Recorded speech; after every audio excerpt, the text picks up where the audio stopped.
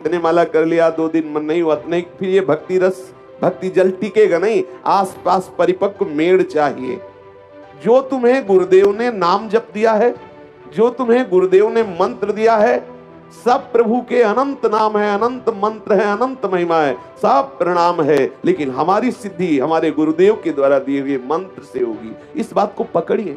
ऐसे ही जो भगवत भक्त है उसको मेड़ रूप से नियम बनाने चाहिए। गुरुदेव की कृपा प्रसाद से नियम के अनुसार भक्ति करनी चाहिए, मन माने नहीं। अभी मनाया तो इतने माला कर लिया, 2 दिन मन नहीं हुआ नहीं, फिर ये भक्ति रस भक्ति जल टिकेगा नहीं। आसपास परिपक्व मेड़ चाहिए। उस भक्ति जल को सुरक्षित रखने के लिए किनारा मजबूत चाहिए, नहीं तो फिर वो प्रवाह में बह जाएगा। जहां लहरें आएंगी, वायु का धक्का लगेगा, बह जाएगा। यदि आपका नियम दृढ़ नहीं है, गुरुदेव के द्वारा दी हुई परिपक्व उपासना पद्धति दृढ़ता पूर्वक नहीं कर रहे, तो ये माया की वायु आएगी और ऐसी कोई न कोई तरंग आएगी जो आपके मन को भक्ति रहित करने वाले आचरणों में फंसा देगी। बहुत ये ध्यान देने योग्य विषय है। गुरुदेव की कृपा से भक्ति रंग हृदय में जागृत हो रहा, तो आसपास मेड़ मजबूत होनी चाहिए।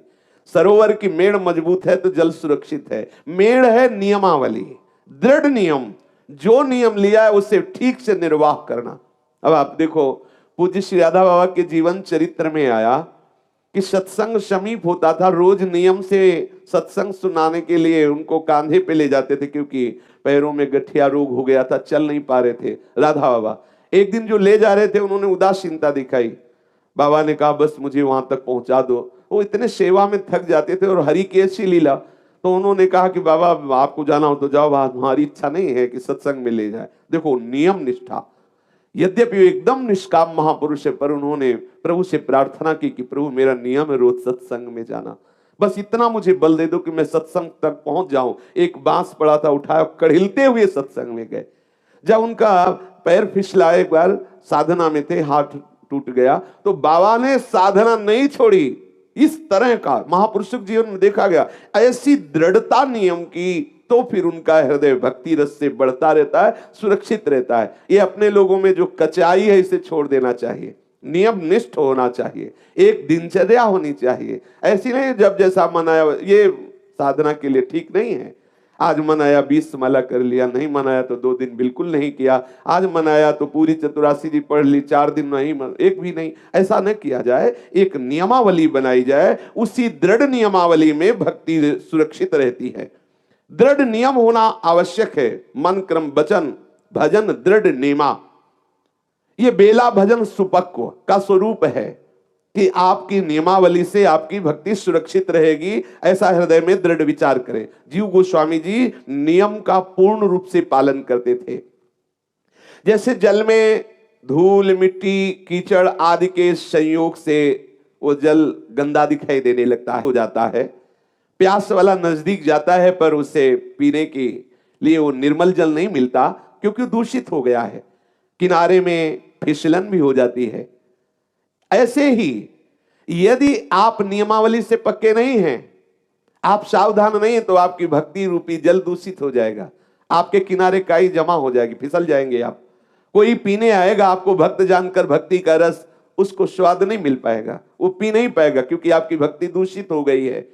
आपकी भक्ति में रजोगुण आ जाएगा, आपके हृदय में मान प्रतिष्ठा जागृत हो जाएगी, आपके हृदय में वासना जागृत हो जाएंगी, आप दंभ करने लगेंगे, आप पाखंड करने लगेंगे, आपका भक्ति जल गंदा हो गया। इसलिए सावधान, नियमावली, दृढ़ नियमावली, इससे आपका जल सुरक्षित रहेगा। आपके हृदय में जो भक्ति रस है वो पवित्र और सुरक्षित रहेगा। कहीं भी कोई भी छल कपट दंभ मान कामना ये आपकी भक्ति को दूषित ना कर पावे। जैसे कोई दूषित जल का सेवन नहीं करेगा, पर यदि करता है तो रोग ग्रसित हो जाता है। ऐसे ही वासना छल दंभ आदि, भक्ति का नाटक, भक्ति का स्वांग आदि, ये आत्मानंद का हनन करने वाला है। यदि कोई ऐसा सेवन करे तो फिर वो आत्मानंद का अनुभव अर्थात भगवदानंद का अनुभव नहीं कर सकता। इसलिए सावधान, अपनी भक्ति को पवित्र रखो, जिससे दूसरों को भी, जैसे जलाशय सुंदर है, निर्मल जल है, सुव्यवस्थित है, वो जाकर के जल को ग्रहण करके अपनी प्यास बुझा सकता है। यदि आपकी भक्ति निर्मल है, आपका भक्ति का नियम दृढ़ है, तो जो भी आपसे जुड़ेगा, जो भी आएगा, वो भक्त हो जाएगा।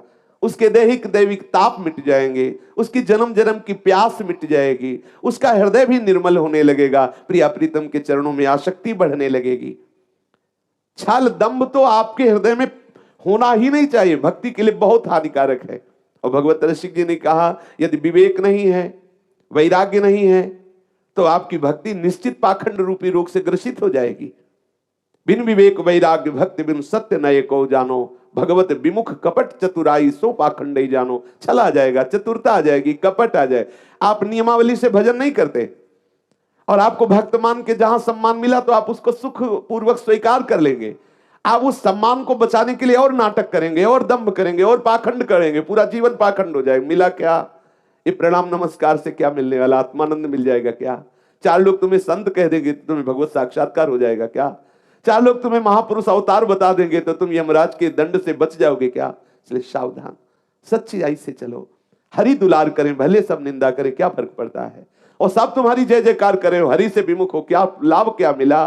क्या लाभ मिला? इसलिए अपने प्रीतम को रिझा। सच्ची बात, क्या होगा इससे? होगा क्या? चार लोग कह दिए महात्मा हो, हृदय काम क्रोध से जल रखे।